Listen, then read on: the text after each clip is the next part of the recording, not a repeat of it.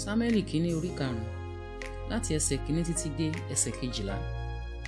Àwọn Fílístínì sì gbé àpótí Ọlọ́run, wọ́n sì mú un láti Ebeneseri wá sí Aṣdodu. Nígbà tí àwọn Fílístínì gbé àpótí Ọlọ́run, wọ́n sì gbé e wá sí ilé Dágónì, wọ́n gbé e ka ilẹ̀ ní ẹ̀bá Dágónì. Nígbà tí àwọn ará Aṣdodu jí ní òwúrọ̀ ọjọ́ kejì, kíyèsí, Dágónì ti ṣubú dojúbolẹ̀ níwájú àpótí Olúwa. Wọ́n sì gbé Dágónì, wọ́n sì tún fi sí ipò rẹ̀.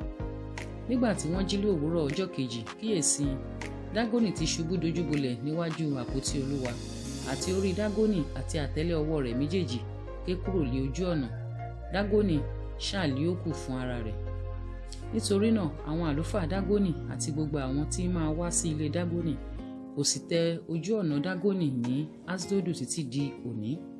Ọwọ́ Olúwa sì wúwo sí ará Aṣdodu, ó sì pa wọ́n run, ó sì fi ìyọ̀dí pọ́n wọn lójú, àní Aṣdodu àti agbègbè rẹ̀.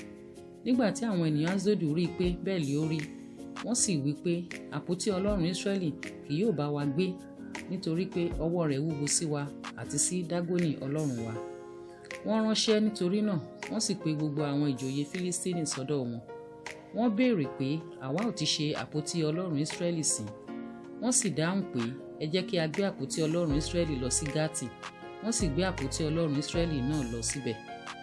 Ó sì ṣe pé lẹ́yìn ìgbà tí wọ́n gbé e lọ tán, ọwọ́ Olúwa sì wá sí ìlú náà pẹ̀lú ìparun ńlá. Ó sì pọ́n àwọn ènìyàn ìlú náà lójú, àti ọmọdé àti àgbà, wọ́n ní ìyọ̀dí. Nítorí náà, wọ́n rán àpótí Ọlọ́run lọ sí Ekronu.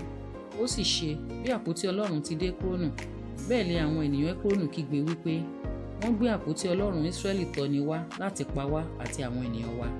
Bẹ́ẹ̀ ni wọ́n ránṣẹ́, wọ́n sì pe gbogbo ìjòyè Fílístínì jọ. Wọ́n sì wí pé, rán àpótí Ọlọ́run Ísírẹ́lì lọ, kí ẹ sì jẹ́ kí ó tún padà lọ sí ipò rẹ̀, kí ó má bàa pa wá àti àwọn ènìyàn wa, nítorí tí ìpayà ikú ti wà ní gbogbo ìlú náà. Ọwọ́ Ọlọ́run sì wúwo gidigidi ní ibẹ̀. Àwọn ọmọkùnrin tí kò kú ni a sì fi ìyọ̀dí pọ́n lójú. Igbe ìlú náà sì lọ sókè ọ̀run.